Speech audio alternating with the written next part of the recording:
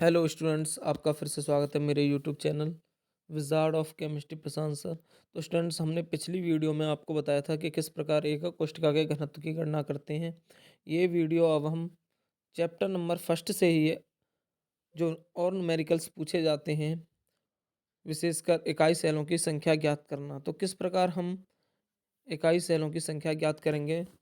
अगर कोई न्यूमेरिकल्स आ जाता है कि इकाई सेलों की संख्या ज्ञात कीजिए, तो हम किस प्रकार इकाई सेलों की संख्या ज्ञात करेंगे। तो स्टूडेंट्स देखिए कि एक सूत्र है जो इकाई सेलों की संख्या, जिससे हम आसानी से ज्ञात कर सकते हैं कि इकाई सेलों की संख्या equal to W/M into Na upon upon Z. तो स्टूडेंट्स, इस सूत्र के माध्यम से हम आसानी से इकाई सेलों की संख्या ज्ञात कर सकते हैं।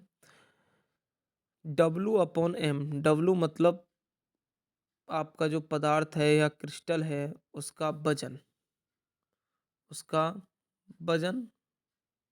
ओके स्टूडेंट्स, W क्या है? पदार्थ का या क्रिस्टल का वजन, द्रव्यमान।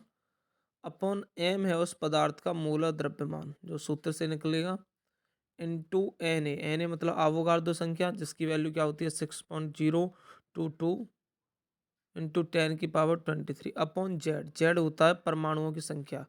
जो क्रिस्टल है उसमें परमाणुओं की संख्या कितनी है।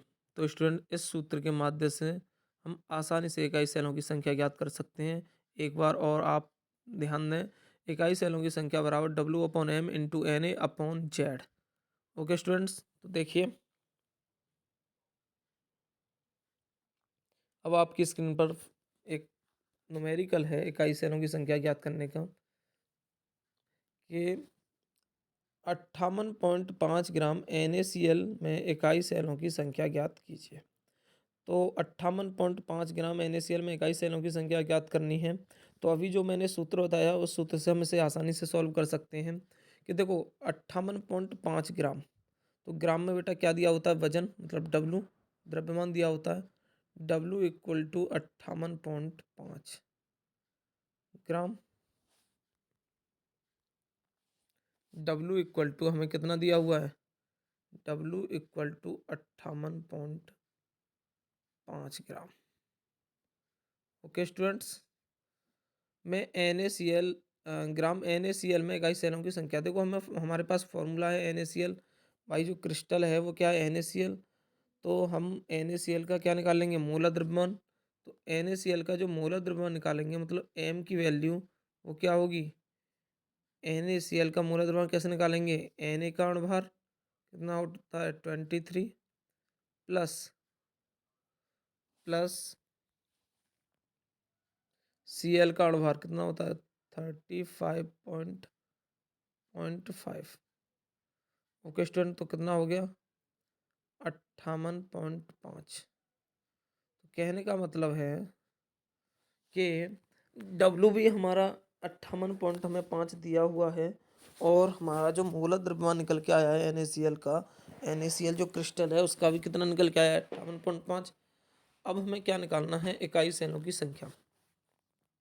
तो नंबर ऑफ यूनिट सेल्स हमें निकालनी है। तो जैसा कि मैंने फॉर्मूला बताया था कि W/M इंटू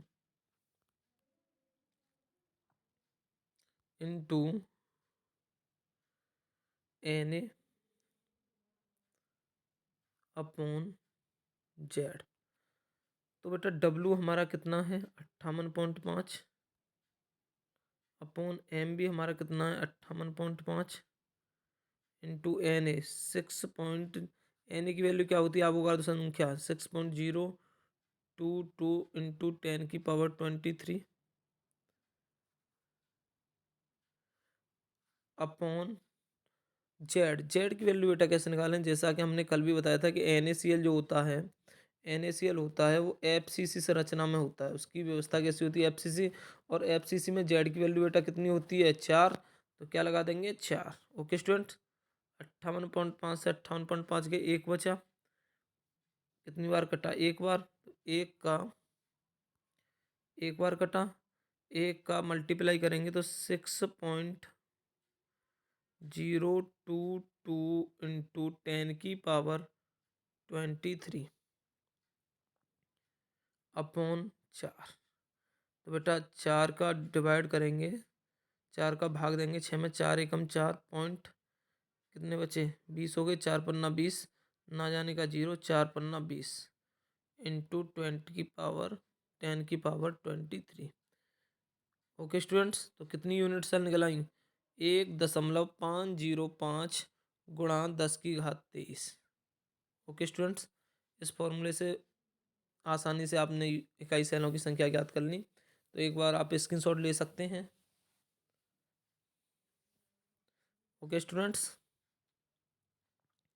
चलिए नेक्स्ट क्वेश्चन की ओर चलते हैं।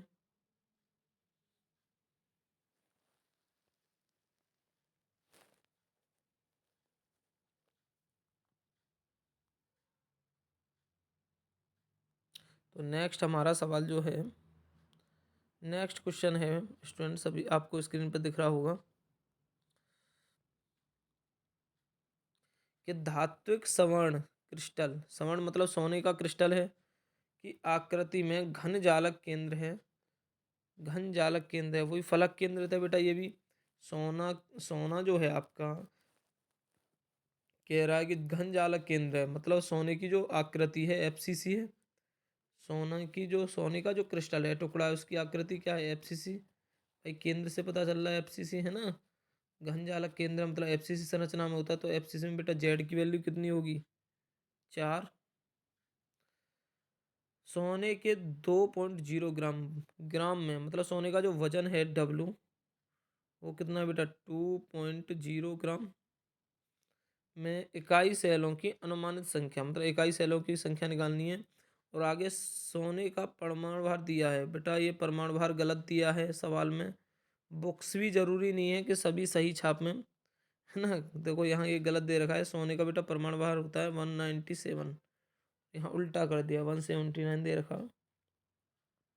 तो एयू का जो परमाणु भार, परमाणु भार को एटॉमिक मास बोल देते हैं, तो बेटा परमाणु भार, ठीक है, अकेला सोना है, सोने का परमाणु भार है, तो आप एम ले लीजिए या ए ले सकते हैं, ए एटॉमिक मास, या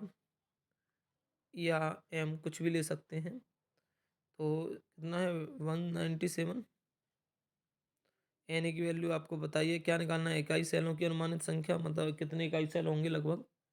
तो देखिए जैसा कि वही फॉर्मूला मैंने बताया था, आसानी से हो जाएगा उसी से, कि unit cell equal to W/M into NA upon Z.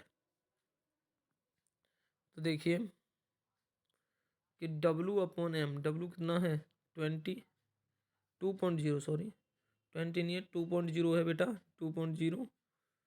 Okay students 2.0, तो 2.0 का मतलब है 2 ही, ठीक है, पॉइंट के बाद जीरो की कोई वैल्यू नहीं होती है, 2.0, तो 2.0 का मतलब 2, 2 डब्लू, डब्लू हो गया 2/M, एम की value 197 into 6.022 into 10⁻23 upon Z. बेटा मैंने बताया था सोने भी एफसीसी संरचना होती है सोने की, तो क्या हो जाएगा 4।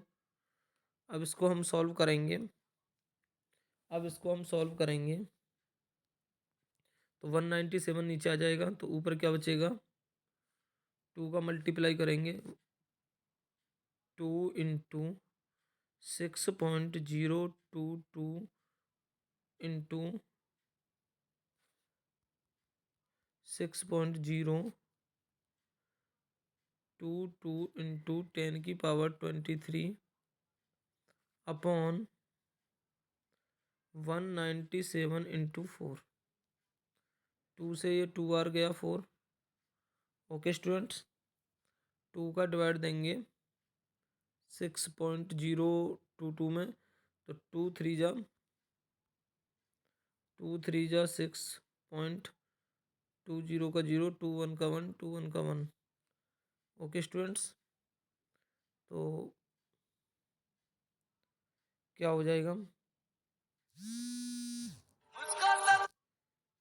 तो स्टूडेंट्स क्या हो जाएगा? ऊपर हो जाएगा 3.011 इंटू 10 की पावर, क्या हो जाएगा? 3.011 इंटू 10 की पावर 23, 10 की पावर 23 अपॉन नीचे हो जाएगा 197।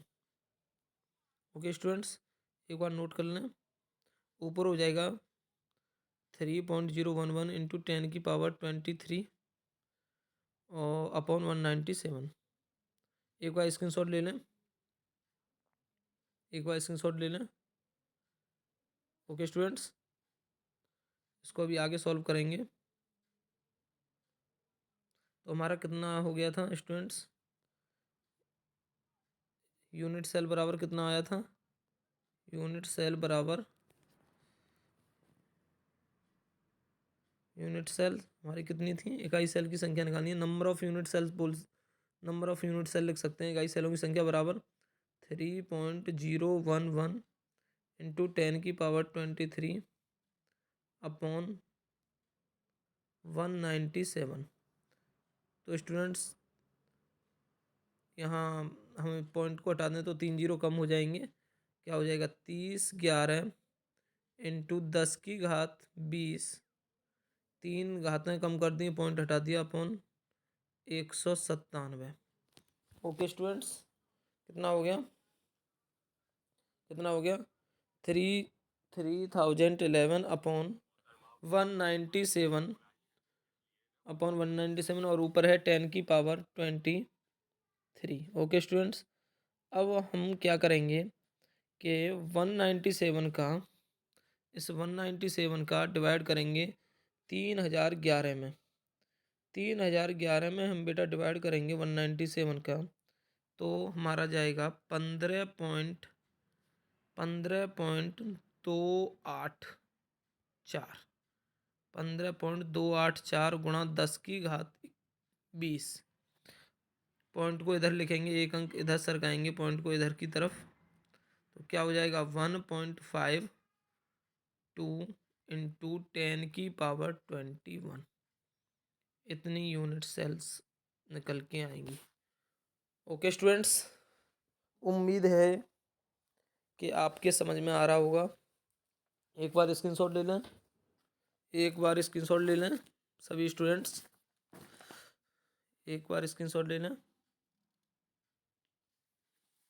ओके, चलिए नेक्स्ट क्वेश्चन की ओर चलते हैं। ओके स्टूडेंट्स, नेक्स्ट क्वेश्चन की ओर चलते हैं। देखिए,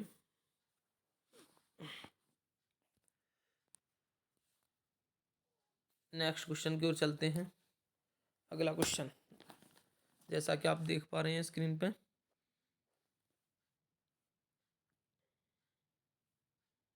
देखिए, एक ठोस द्रव्यमान में पोटेशियम परमाणु क्रिस्टलीय घनीय जालक के केंद्र में स्थित है। घनीय पोटेशियम परमाणु क्रिस्टलीय घनीय जालक के केंद्र में स्थित है। पोटेशियम के 4.0 ग्राम में, डब्लू दे रखा है बेटा 4.0 ग्राम। ओके, इकाई सेलों की संख्या क्या होगी और इसका परमाणु भार वही ए या एम लिख सकते हैं। मान लीजिए एम, एटॉमिक मास होता है वैसे तो, एम लिख सकते हैं या ए लिख दीजिए, फॉर्मूले में ए कर देंगे नीचे, है ना। एम करना है तो एम कर देंगे, तो इसका 39। ओके स्टूडेंट्स, तो डब्ल्यू इक्वल टू कितना दे रखा है? 4.0 और परमाणु भार कितना है? 39। अच्छा बेटा, जेड की संख्या और चाहिए हमको। एन ए की वैल्यू तो सभी को पता है, क्या चाहिए? जेड की संख्या। तो बेटा जेड की संख्या कितनी होगी इसमें? भाई पोटेशियम घनी क्रिस्टल है, पोटेशियम क्रिस्टलीय घनी है, तो बेटा पोटेशियम क्रिस्टलीय घनी में जो जेड की वैल्यू होती है परमाणुओं की संख्या। बेटा क्रिस्टलीय घनी जालक में 2 परमाणु होते हैं। पोटेशियम जो व्यवस्था है, पोटेशियम क्रिस्टलीय जो व्यवस्था है उसमें परमाणु की संख्या कितनी होती है? 2। और क्रिस्टलीय घनी जालक में परमाणु बेटा कितने होते हैं? 2। अगर जालक के केंद्र में स्थित है तो बेटा पोटेशियम की जो व्यवस्था है वो होती है बेटा बीसीसी में। और बीसीसी में क्या होते हैं कि 2 परमाणु होते हैं। ओके स्टूडेंट्स, ओके ओके बेटा। तो बेटा बीसीसी में जी पोटेशियम जो होता है वो बीसीसी में, बीसीसी व्यवस्था होती है। और बीसीसी में बेटा परमाणु की संख्या कितनी होती है? 2। तो देखिए अब इसको सॉल्व करेंगे। Unit cell, number of unit cell equal to क्या होगा? W upon M. 4 पॉइंट के बाद जीरो मान, पॉइंट के बाद जीरो की कोई वैल्यू नहीं है, तो 4/39 इंटू 6.022 इंटू 10⁻23 इंटू 10⁻23 अपॉन 2। तो क्या हो जाएगा? 39 नीचे आ जाएगा, ऊपर बचेगा 4 इंटू 6.022 इंटू 10⁻23 अपॉन 2। 2 2 जा 4, 39 भी आएगा बेटा नीचे, है ना। 2 2 जा 4 और ऊपर क्या बचा? 2 का मल्टीप्लाई करेंगे। 2 2 जा 4, 2 2 जा 4, 2 दूनी 4 बेटा, 2 दूनी 4, 2 जीरो का 0 0 point 2 6 12, 12.044 upon 39 into 10⁻23। Okay students, एक बार स्क्रीनशॉट ले लें फिर आगे करते हैं। एक बार स्क्रीनशॉट ले लें स्टूडेंट्स सभी, एक बार स्क्रीनशॉट ले लें सभी स्टूडेंट्स। ओके, तो देखिए आगे करते हैं, आगे सॉल्व करते हैं कि हमारा आ गया number of unit cell equal to कितना आया था? 12.044 अपॉन 39 इंटू 10⁻23। बेटा 39 का डिवाइड देंगे जब इसमें 12.044 में, तो लगभग जाएगा 0.308, लगभग 0.308 इंटू 10⁻23। बेटा पॉइंट को एक डिजिट इधर करेंगे तो क्या हो जाएगा? 3.08, एक पावर कम हो जाएगी, इंटू 10 क्या हो जाएगी? 22। क्या हो जाएगी? 22। तो बेटा इतने यूनिट सेल आएंगे इसमें। ओके स्टूडेंट्स, ओके स्टूडेंट्स, तो इस नोट कर लें, स्क्रीनशॉट ले लें। देखिए अगले सवाल की ओर, जो लास्ट सवाल है।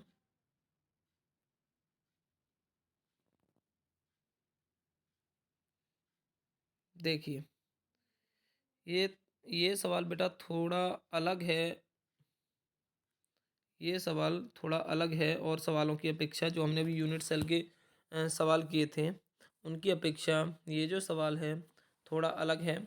और देखिए हम इसे कितनी आसानी से हम इसे सॉल्व कर लेंगे। हमारा सवाल दिया है एक धात्विक तत्व का क्रिस्टल क्या है? तत्व का क्रिस्टल जालक घनी है। ओके स्टूडेंट्स, ठीक है। इकाई कोष्ठका के प्रत्येक किनारे की लंबाई 2 × 10⁻⁸ सेंटीमीटर है। धातु का घनत्व 2.5 ये है। 200 ग्राम धातु में इकाई कोष्ठिकाओं की संख्या क्या होगी? तो बेटा सीधी सी बात है कि हमारा जो तत्व है, धातु है, तो पूरे धातु का घनत्व निकालना है। मान लो ये पूरी धातु हो गई, इसका घनत्व निकालना है, घनत्व सॉरी दिया है, आयतन निकालना है इस पूरे का। स्टूडेंट्स हमारा जो पूरी धातु है, मान लो ये, ओके स्टूडेंट्स, इस पूरे का हम आयतन निकालना है, ठीक है। और पूरे का जो आयतन निकालेंगे, अब इसमें क्या है बेटा, इकाई सेल्स हैं मान लो, सपोज कर लो, है ना, इकाई सेल्स हैं। तो इसमें एक इकाई सेल का घनत्व निकालना है। क्या निकालना है? इकाई सेल हैं या एकक सेल हैं, उनका आयतन निकालना है। देखो हम क्या करेंगे, एक बार और ध्यान दें कि एक धात्विक तत्व है, वो घनी क्रिस्टल जालक में है। मैंने ऐसे ही एक थोड़ा समझाने के लिए बना देता हूँ रफली। इकाई कोष्ठिका के प्रत्येक किनारे की लंबाई, अच्छा, इकाई कोष्ठिका, इसके अंदर जो इकाई कोष्ठिकाएं हैं, ओके स्टूडेंट, इनके प्रत्येक किनारे की जो लंबाई है वो इतनी है। अच्छा, 2 × 10⁻⁸ है। धातु का घनत्व, इस पूरी धातु का घनत्व, ना कि इकाई सेल का, ओके स्टूडेंट्स, इस पूरी धातु का घनत्व दिया है। तो हम क्या करेंगे, फिर कह रहा है कि 200 ग्राम धातु में इकाई कोष्ठिकाओं की संख्या बताइए। जो धातु है पूरी, वो कितना वजन है, 200 ग्राम। हम क्या करेंगे कि सबसे पहले हम जो एकक सेल है, जो इकाई कोष्ठिका है, क्या है, इकाई कोष्ठिका के किनारे की लंबाई दी है, तो इकाई कोष्ठिका का आयतन निकालना है। क्या निकालना है? इकाई कोष्ठिका का आयतन। लंबाई दिया भैया, किनारे की लंबाई मतलब कोर की लंबाई ए दिया है, तो बेटा हम क्या करेंगे, एक इकाई इकाई कोष्ठिका का आयतन, इकाई कोष्ठिका का आयतन बराबर क्या होता है, ए की क्यू ना कोर की क्यू। कोर कितनी है, किनारे की लंबाई 2 × 10⁻⁸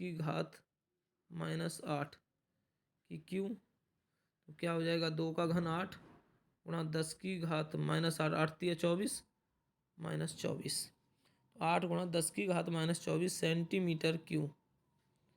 ये किसकी होगी बेटा, इकाई कोष्ठिका, जो पूरा धातु है मान लो इस तरीके से, जो पूरी धातु है उसके अंदर जो है, ठीक है, एक इकाई कोष्ठिका, उसका आयतन निकल आया एक इकाई कोष्ठिका का, ठीक है। अब पूरे धातु का आयतन निकालना है, ओके स्टूडेंट्स। तो जो पूरे धातु का जो आयतन निकलेगा, उसमें एक इकाई कोष्ठिका के आयतन का डिवाइड कर देंगे, तो इकाई सेल की संख्या आ जाएगी। तो हम क्या करेंगे, धातु हमारी कितनी है, 200 ग्राम, 200 ग्राम धातु का आयतन, आयतन। अच्छा, आयतन निकालने का फॉर्मूला क्या होता है, धातु का द्रव्यमान बट्टे धातु का घनत्व। तो धातु का द्रव्यमान, द्रव्यमान कितना है बेटा, 200 ग्राम। घनत्व तो हमें सवाल में दिया है, धातु का घनत्व कितना है, 2.5, तो ऊपर 2000 हो जाएगा, नीचे 25, 25 अट्ठे 200, लगभग 80। कितना निकल आया, धातु का आयतन या उस तत्व का आयतन कितना निकल आया बेटा, 80 centimetre cube, 80 centimetre cube, okay students. अच्छा, पूरी धातु का आयतन निकला है, 200 ग्राम की जो धातु है उसका आयतन क्या निकला है, 80 सेंटीमीटर क्यूब, ओके स्टूडेंट्स। और उसके अंदर जो एक कोष्ठक है उसका आयतन कितना है, इतना। तो पूरे आयतन में जो पूरी धातु का आयतन है उसमें एक कोष्ठिका के आयतन का भाग दे दें, मान लो 1 का भाग दे दें, तो टोटल निकलाएंगे कितनी एकक कोष्ठिकाएँ हैं, कितनी एकक कोष्ठिकाएँ हैं या इकाई सेल्स हैं, ठीक है, या इकाई कोष्ठिकाएँ हैं। तो देखिए एक बार स्क्रीनशॉट ले लें, स्क्रीनशॉट नहीं अभी, देखिए हमने निकाला था, तो हमने बेटा किसका आयतन निकाल लिया, इकाई सेल का भी निकाल लिया है ना, एक इकाई सेल का एकक कोष्ठिका का आयतन निकाल लिया हमने।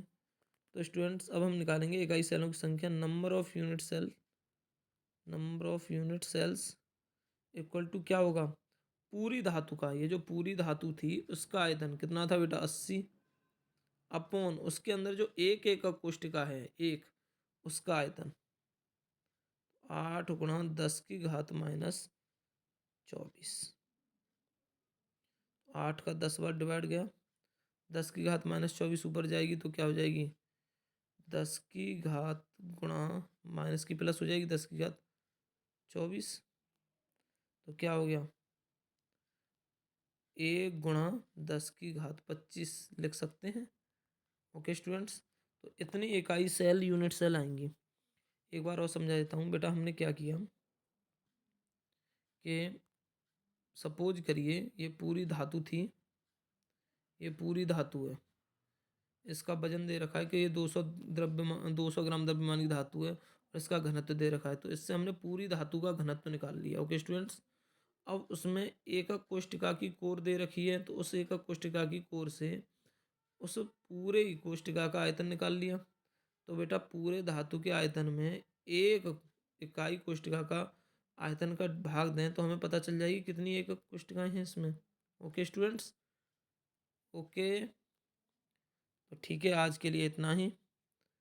उम्मीद है कि ये वीडियो आपके लिए बहुत ही सुविधाजनक सिद्ध होगी। तो बेटा कृपया वीडियो को लिंक को, यूट्यूब के लिंक को शेयर करते रहें, ठीक है, और चैनल को सब्सक्राइब अवश्य कर लें। आज के लिए इतना ही, धन्यवाद।